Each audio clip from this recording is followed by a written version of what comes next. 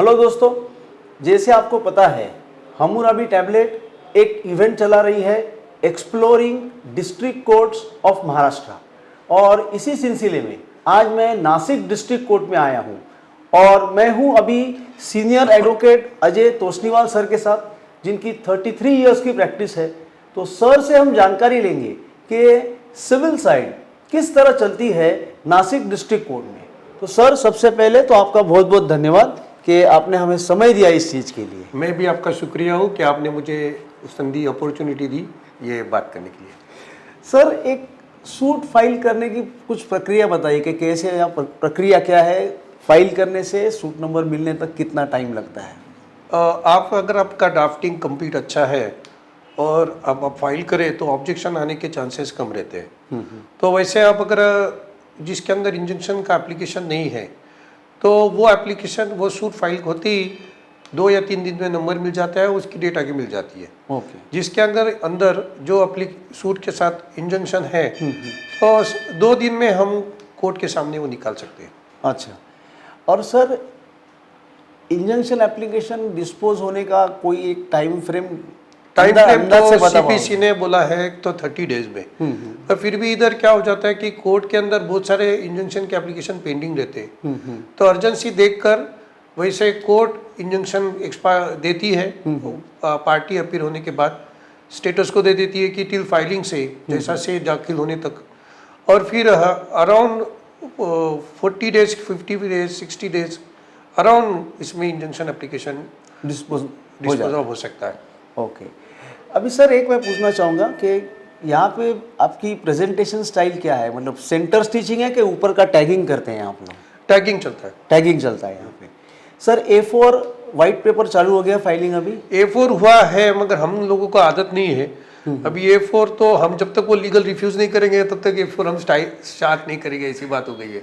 पर फिर भी A4 शुरू होने के है, पर वो जो अभी ऐसा है कि फाइल लीगल साइज की बढ़िया है, उसके अंदर बहुत सारे सभी पेपर लीगल साइज में ही रहते हैं। तो A4 साइज होने के बाद में वो छोटा हो सकती है फाइल कोर्ट की, तो वो भी एक डिफरेंस आ सकता है। तो नई फाइल जो है वो A फाइल में रहे, ऐसा हम चाहते हैं। ओके। और सर ये कोई रनिंग नंबर वगैरह डालने का ऐसा कोई पैटर्न है आपके यहाँ पे प्लीडिंग्स पे? प्लीडिंग पे हम सीरियल नंबर डालते हैं 1 2 3 4। अच्छा, हर प्लीडिंग को इंडिविजुअल नंबर रहता है 1 2 3 4, पेज नंबर रहता है। अच्छा, पेज नंबर रहता है।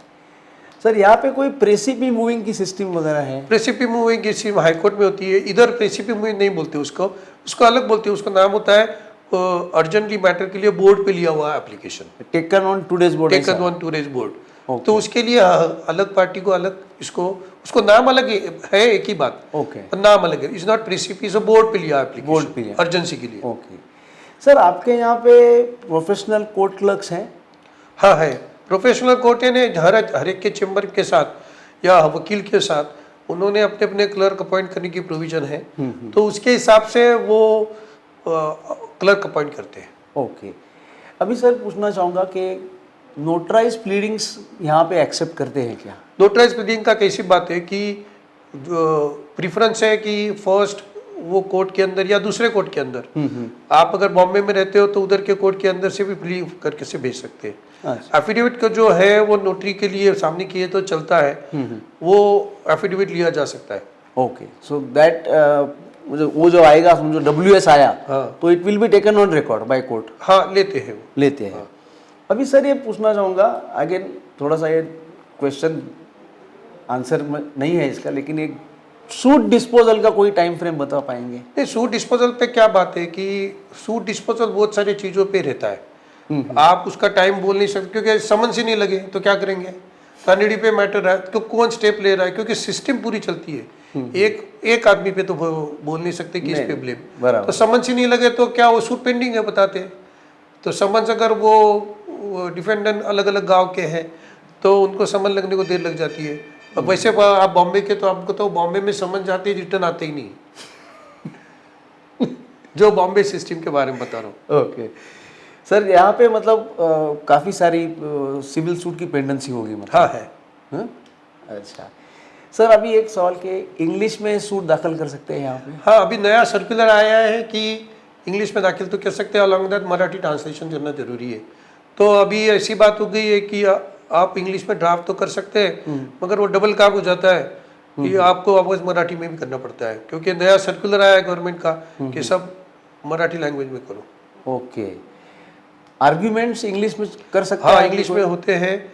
अभी तक तो कोई जजमेंट को जो सुप्रीम कोर्ट और हाई कोर्ट के जो जजमेंट्स है उसके इंटरप्रिटेशन तो इंग्लिश में ही करा जाता है, क्योंकि वो जजमेंट रहते हैं उसमें मराठी में ट्रांसलेट नहीं है अवेलेबल।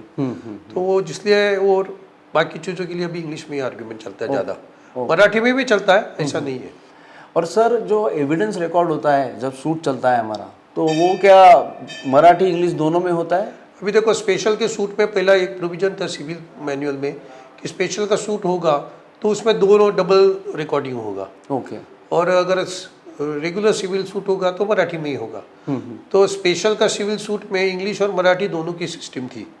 अभी एफिडेविट जो आते हैं वो कौन सी भाषा में आते हैं, फिर उस पर से भी तय बात होती है कि कौन से लैंग्वेज में रिकॉर्ड होना, मगर जनरली इंग्लिश और मराठी दोनों में होता है। अच्छा, और जो हमारी डिग्री पास होती है ऑर्डर्स, वो क्या मराठी इंग्लिश होती है, दोनों में? अभी ऐसा हो गया है कि डायरेक्शन होने की वजह से अभी ज़्यादा से ज़्यादा मराठी में होने की कोशिश हो रही है, पर कई जगह अभी इंग्लिश ही चल रहा है।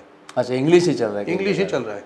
ओके सर, कोई स्पेशल फेस्टिव हॉलीडे आपके नासिक डिस्ट्रिक्ट के लिए है? पोला और रामनवमी, ये दोनों नासिक के लिए स्पेशल है। स्पेशल हॉलीडे होते ही हैं। सर मुझे ये जानना था कि कोई पोस्ट ऑफिस, एटीएम वगैरह ऐसा कुछ हमारे कोर्ट के प्रीमाइसिस में है? नहीं है, अनफॉर्चुनेटली। हमको चाहते हैं हम क्या आए, अच्छा, पर नहीं, आज तो नहीं है। आज तक नहीं है। ओके, अभी ये है जैसे कि मैं बोल रहा हूँ कि वो स्पेसिफिक डे कॉन्सेप्ट, मतलब हमारे भाई तालुका जाते हैं, तालुका के भाई हमारे यहाँ आते हैं। ये तो बात ऐसी है कि अगर वो लॉयर रिक्वेस्ट करता है, इसमें बहुत सारे लॉयर जो है एक दूसरे पे काम करने वाले, हम दूसरे को अकोमोडेट भी करते हैं और कोर्ट को भी रिक्वेस्ट करते हैं कि इनका ये डे है तो ये डेट रखो। तो कोर्ट अकोमोडेट करता है। ये तीनों पार्टी पे है और मैटर की अर्जेंसी पे है। अच्छा, उस पर डिपेंड नहीं है पूरा। सर ये पूछना चाहूँगा कि कमर्शियल कोर्ट्स चालू हो गए हैं? हाँ, हो गए इधर नासिक डिस्ट्रिक्ट में हो गए। एक सर अभी लास्ट सवाल, और वो है कि ई फाइलिंग आ ही गया है, अभी सबको सीखना ही पड़ेगा, तो उसके बारे में आपको थोड़े से कुछ आपके विचार के क्या उसमें? ई फाइलिंग के लिए जो मैं बात समझता हूँ कि बहुत अच्छा स्टेप है। इसके वजह से पूरी दुनिया और पूरा इंडियन कोर्ट जो है वो उसमें रिवोल्यूशनरी बात आने वाली है। उसकी बात ऐसी है कि आप कहाँ से भी फाइल कर सकते हैं, और दूसरी बात है लॉयर आपको, लिटिगेंट को कोई भी कहाँ का भी लॉयर अवेलेबल हो सकता है आर्गुमेंट के लिए। ये भी है कि ई फाइलिंग नहीं, सिंपल ई कोर्ट की बात कर रहा हूँ मैं। करेक्ट, ई फाइलिंग तो एक स्टेप है, एक स्टेप है। करेक्ट, जो नेक्स्ट स्टेज है वो ई कोर्ट है। और इलेक्ट्रॉनिक कोर्ट जो है, जैसे ऑनलाइन काम करना है पूरा, तो वैसे आर्बिट्रेशन तो बहुत सारे ऑनलाइन शुरू हो चुके हैं। जैसे नेशनल स्टॉक एक्सचेंज के आर्बिट्रेशन जो है वो ऑनलाइन हो गए हैं।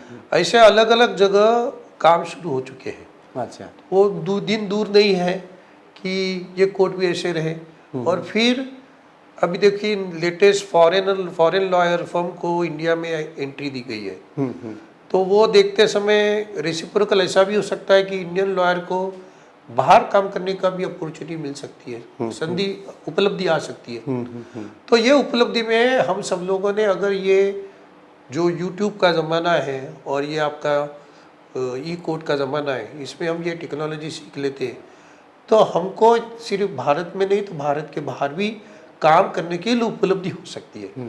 और बाहर तो आप जानते हैं लॉयर के फील्ड में, लीगल फील्ड में फीस भी लॉयर को अच्छी मिल सकती है, क्योंकि इधर लोकली जो बात है वो गरीब एग्रीकल्चरिस्ट है, इनके फीस कम रहती है।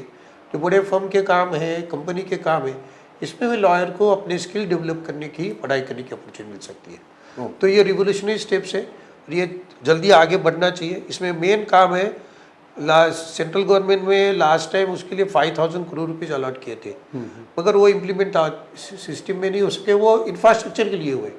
पर ई कोर्ट का सिस्टम के लिए अच्छा सॉफ्टवेयर बनने, जो नेशनल अभी सुप्रीम कोर्ट ने एक कमेटी भी अपॉइंट की है उस बात पे, तो उस पर काम चल रहा है। मगर वो जो काम है वो स्लो है, थोड़ा जरा फास्ट काम करे। मैं होप करता हूँ चंद्रचूड़ साहब जो है हमारे चीफ जस्टिस, वो बहुत ज़्यादा इंटरेस्टेड है इस चीज़ों में, और इनके टेन्योर में, इनके टाइम में ये जल्दी हो जाएगा ऐसा मुझे लग रहा है। ओके। उन्होंने फर्स्ट स्टेप तो लिया है कि सब सुप्रीम कोर्ट और हाई कोर्ट के जजमेंट उन्होंने लोकल लैंग्वेज ट्रांसलेशन करने के लिए एक स्टेप लिया हुआ है।